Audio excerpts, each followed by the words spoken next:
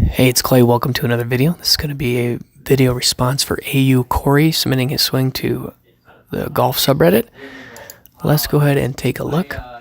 First of all, thanks, Corey, for sending your swing in. Let me know your thoughts on this format. I think it works a little bit better to just do a video response than to type up a novel. So hopefully this helps. For starters, let's talk about your setup. I drew a line here going kind of through the balls of your feet to your knees, to looking at your shoulders, and I would say that you tend to be a little bit, you have a little bit too much of an angle, kind of in this at your hips, meaning that your shoulders are too far forward, and as a result, if you look, the club head is kind of sitting at an angle, kind of like that, and you really want it to be sitting flat. Now, I guess if you know what I'm talking about is this angle right here. So if instead of kind of bending over at the waist, if you were a little bit more, just slightly more upright, so then your shoulder comes back, your head comes back just a little bit, maybe a little less flex in the knees, and then this angle here is also going to be a little more upright. I think changing some of that will help you. Having a little bit too much flex. With a lot of these setup issues, I think you want to be a little bit athletic, but I think especially if you've played some sports in the past, you kind of have this feeling that you want to be in a very athletic position at setup, but golf is not like basketball or football, where if you think about basketball where you're playing defense, right, you need to be in an athletic defensive position, or if you're a shortstop in baseball. Well, in golf, you're not reacting to an unknown like you are in those sports. Your golf ball is sitting right in front of you, and you simply want to use everything leading up to impact to get yourself in the best position you can. And so I think looking at this here, you're just a little bit too far forward, so I'd recommend that change to your setup. Next, let's talk about your takeaway. Now, this is probably one of the more, just talking about from there to there, probably one of the more, I'm going to call it, maybe abnormal is the word, maybe extreme movements of a takeaway. What you're doing is you are using your forearms to rotate. So if you imagine, if you're sitting out in front of you, you can do this. Put your arms out in front of you as if you're holding a steering wheel of a car. And if you try to turn the wheel as if you're going to turn the car to the right, notice how you roll your forearms over one another. That's basically what you're doing here.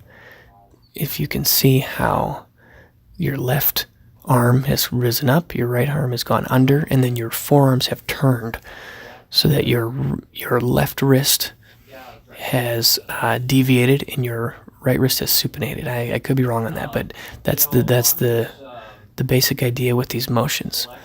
And what it does is it causes the club head to be sucking inside. So if you watch the club head, notice how it immediately comes back. And already even at this position, the club head is now kind of behind your body. And you look at how flat the shaft is here. It's basically horizontal to the ground. So I think this is a pretty problematic move, and it sets your swing up for some inconsistency. My recommendation, and this will feel very extreme, is that you kind of address this takeaway move. Ideally, what you want, the takeaway is a combination move of body turn. So by body turn, I'm talking about your shoulders kind of spinning like this, right? So your right shoulder is opening, your left shoulder is coming underneath. Your hips are doing a similar movement. Right, your right hip is turning backwards and around, and your left hip is coming in front of you and around. And then also your knee, right? If you straighten your right knee, and your left knee kind of flexes and comes out this direction. Okay, so all of those movements are the body movement. Then that's also combined with some movement of your arms. Now, what the big problem here, I don't know if it's so much that your body isn't moving correctly. Let's take a look and let's watch your body. I mean, there's certainly some opening here of the shoulders and of the hips, But I'm not necessarily telling you need to change your body rotation, but what you need to change is how you're moving your hands and arms in the takeaway. So what I want you to instead do is feel a different movement with your hands and arms. And like I said, it's a combination movement of the body opening and the hands and arms moving as well. And what I want you to attempt to do is you can hold a golf club out in front of you, and what I want you to do is to take your wrists and try and set them in such a way that the golf club, the head here, just moves straight up and maybe like comes out kind of by your right shoulder. So you're basically just hinging this angle right here. It's almost as if you're going to do if you're going to do a thumbs up to somebody and then point your thumb at your body. Thumbs up to somebody, point your thumb at your body. Do that same motion. You're just cocking your wrists so the club is going straight up and straight down. Okay, I want you to feel that movement and then combine that. So do that movement a couple times where the club head is just moving kind of up and down, kind of at your right shoulder, and then back down to the ground. Then combine that movement, that cocking of the wrists. So what I want you to do is to bring the club up, right, so that you've cocked your wrists, kind of you made like a 90-degree angle here. And then, in a totally separate movement, rotate your body.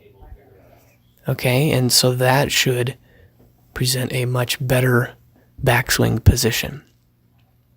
And then the trick is to learn how to combine those two movements. So do some practice swings where you practice them separately, where you do the cocking of your wrists and then you rotate your body.